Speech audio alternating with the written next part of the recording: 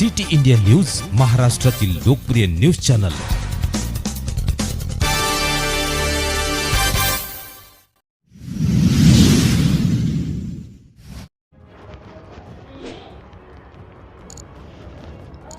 सकल जैन समाज चोपडाद्वारे जैन समाजावर होणारे अत्याचार व पहलगाम हिंदू हत्याकांड निषेधार्थ भव्य मूक मोर्चाचे आयोजन।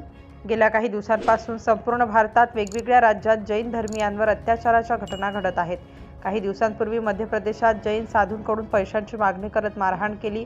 विलेपार्ले येथे अतिक्रमणाच्या नावाने जैन मंदिराची तोडफोड करण्यात आली।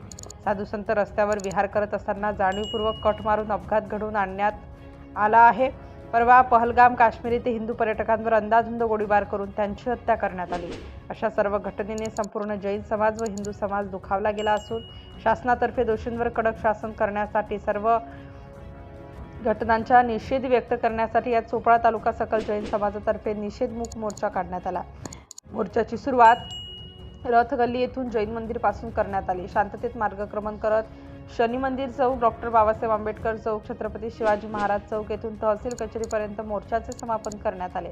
समारोपावेळी दीपक राखेचा यांनी सर्व घटनेचा उल्लेख करत व मोर्चाचे महत्त्व विशद करत सूत्रसंचालन केले। दिलीप नेवे यांनी इतर अनेक घटनांचा उल्लेख करत निषेध व्यक्त केला।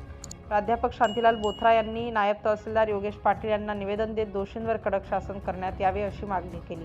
निवेदनावर राजेंद्र जैन, रमेश जैन, संजय श्रावगी, आदेश बर्डिया, सुनील जैन, डॉक्टर निर्मल जैन, भारतीय जैन संघटनेचे जिल्हा अध्यक्ष निर्मल बोरा, विभागीय उपाध्यक्ष लतीश जैन यांच्या सह्या होत्या। त्यासोबतच समाजातील सर्व सदस्यांच्या सह्यांचे निवेदनही सोबत देण्यात आले। मोर्चा यशस्वीतेसाठी जैन नवयुवक मंडळ, बहुमंडळ, भारतीय जैन संघटनांच्या सदस्यांनी परिश्रम केले।